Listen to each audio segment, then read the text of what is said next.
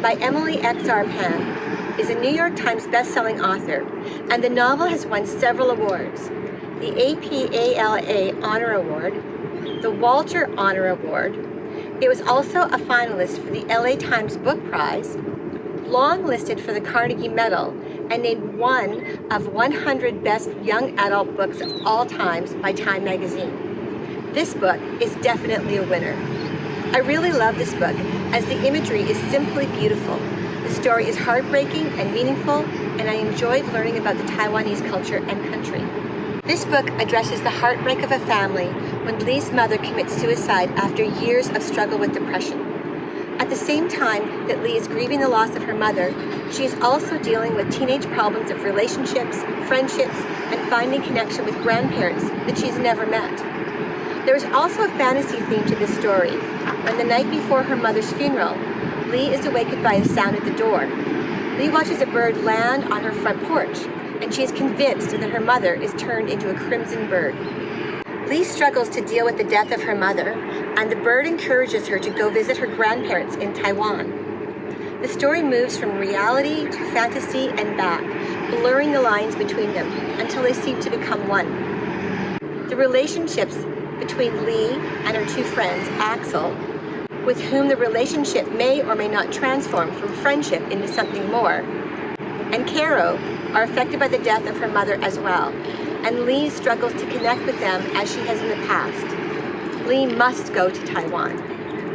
There she meets her grandparents and begins to learn more about her mother and the family that she never knew.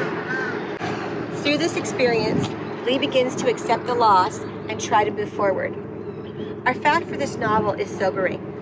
In nearly 50% of all suicides, depression is involved, and those suffering from depression are 25 times at greater risk.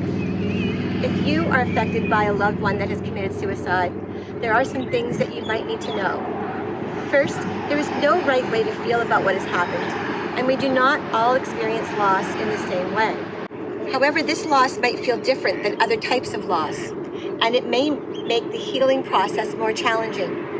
One major difficulty is with the stigma that can be attached to suicide, and different cultures or religions' views might make it more difficult to discuss what has happened.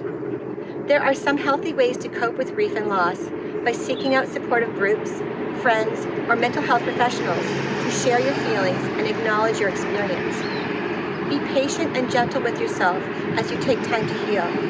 Try to be in the present moment. Mindfulness can help. Don't deny yourself pleasure or fun, and it's okay to feel however you feel. Try to keep your routines and take care of yourself. Be mindful of your body budget, sleep, nutrition, exercise, etc., and avoid things that might make it harder to work through your feelings, like alcohol or drugs.